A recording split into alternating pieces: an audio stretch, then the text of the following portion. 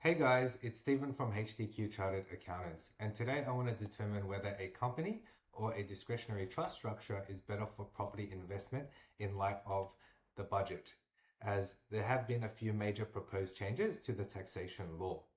Now, we understand that both of these entities have been around for quite a while, and trust has been widely recommended over company structure because of its ability to access the capital gains tax discount.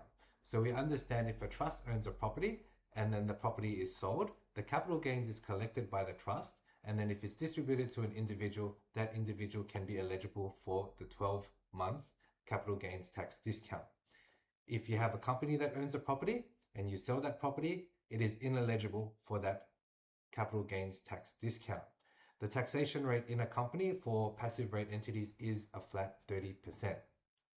So in light of the changes, they propose that a 30% minimum tax should apply to trust distributions, and that should be a non-refundable tax offset to the beneficiary. And then even distributions to a corporate beneficiary, they'll end up being double taxed. So they want to kill that entirely. But what can still work after the budget? So we understand that trust can still work. If your marginal tax rate is 47 or your average tax rate is above 30%, it's not really going to make a difference to you. The impact is for the lower income tax earners, as that would increase your average tax rate.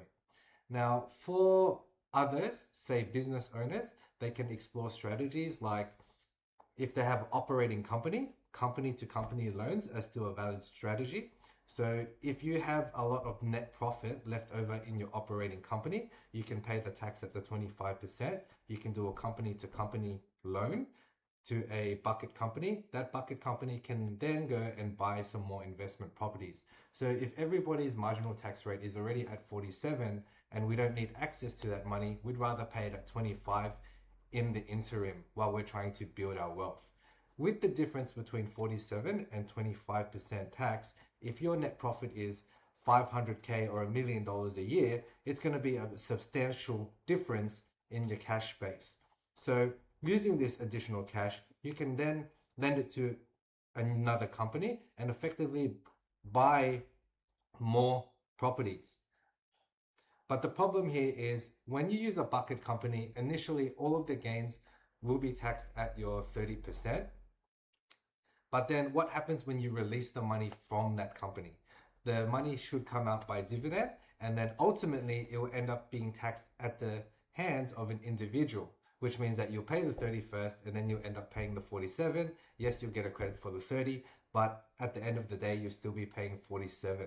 So it becomes a question of how quick can you grow the pie rather than focusing on the tax saving at the end of the day. So with all of the changes, companies can become a more attractive investment option, but trust strategy still remains valid because it is the most flexible. Companies can be flexible too, but it really depends on how you structure them. So what I have in front of me is a typical group structure for a property investor. So right now they would have a couple of trusts holding a couple of property. They might have a self-managed super fund holding a couple of properties, and also they'll have a trust holding their operating business. So when we look at this structure, if you have a lot of net profit left over in your operating company, that's cool. Pay your 25%, lend it to a new company. It can be anywhere in the structure. Depending on which state that you're buying, you might need to consider different land tax rules. So say for example, the biggest land tax difference is for New South Wales. We understand that buying through a discretionary trust, there is no land tax free threshold. You buy through a company, you might have a land tax free threshold subject to the Section 29 land tax grouping rules. So to answer the question, is trust better or is discretionary trust better? There's pros and cons of both. So the best thing you should do is contact your tax advisor, have them sit down, evaluate your investment strategy, your existing structure, and what you're trying to achieve in order to get the best plan going ahead. So it's hard to say. No one structure is better than the other unless you're thinking self-managed super fund, which has always been the best investment structure. Thanks. Bye.